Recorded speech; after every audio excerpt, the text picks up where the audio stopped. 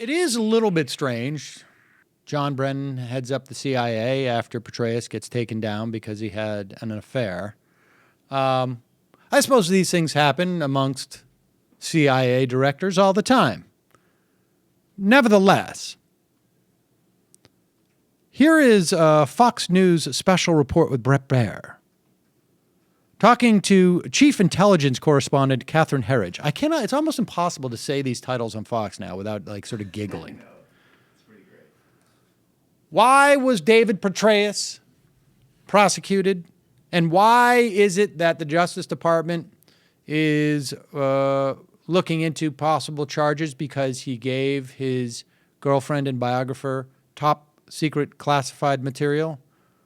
Well, you know the answer, right? It's Fox.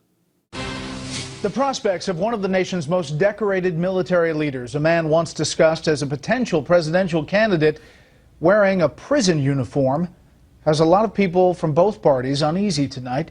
Chief Intelligence Correspondent Catherine Herridge has the latest on what many consider a drawn-out investigation of former CIA Chief General David Petraeus. Pause it.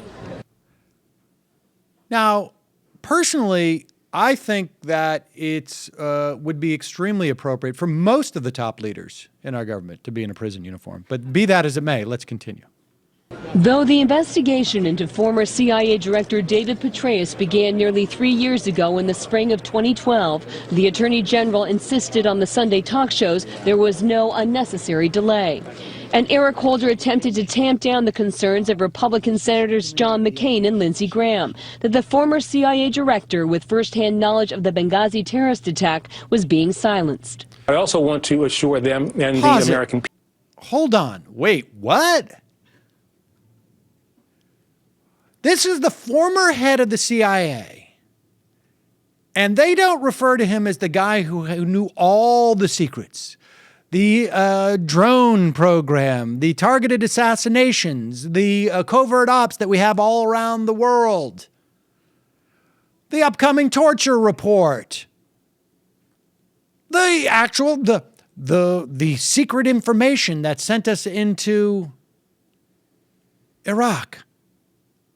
No, this is the guy who knows the secret to Benghazi. What? Still? Hello? Go. People that any investigation that is ongoing will be done in a fair and an appropriate way. A leak to the New York Times Friday showed the Justice Department was weighing felony charges against Petraeus for allegedly sharing classified information with biographer Paula Broadwell, who also had a security clearance. Days after the November 2012 election, Petraeus was forced to resign, citing the affair with Broadwell.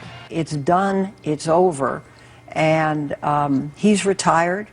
He's lost his job. I mean, how much does government want? When Petraeus resigned, Mr. Obama emphasized national security had not been compromised, leading the new Republican chairman of the Senate Intelligence Committee to openly question what has changed. The burden of proof is on the Bureau and on the Justice Department, I think, to present to America where it was and why the president was wrong. In November, the Republican chairman of the Benghazi Select Committee said he hoped Petraeus would testify voluntarily. But a former Justice Department official says the felony case changes everything. If you're being cautious and you want to avoid creating evidence that could be used against you, just being quiet, staying mum, invoking your Fifth Amendment rights could be the safest course. No comment from the Benghazi Select Committee, but Fox News understands the committee's Republican majority fully intends to call Petraeus as a witness. Brett? Kevin, thank you. Wow. Okay, now we're down to the bottom of it. I see. This is all about what Petraeus knew about Benghazi. You remember Benghazi? That was the subject of now 3 or 4 completed Republican investigations, which have found none of the allegations that have been floated for years. It's because David Petraeus won't talk. And it's all because David Petraeus. Now, it's amazing. Dianne Feinstein doesn't seem to be in on this whole Benghazi cover-up. I wonder why that is. I wonder when we'll see the case against Dianne Feinstein for coming out and trying to protect Petraeus. Now, it is amazing because, of course, there's a parallel conversation that's going on about this, which is we have seen so many attacks on whistleblowers by this administration.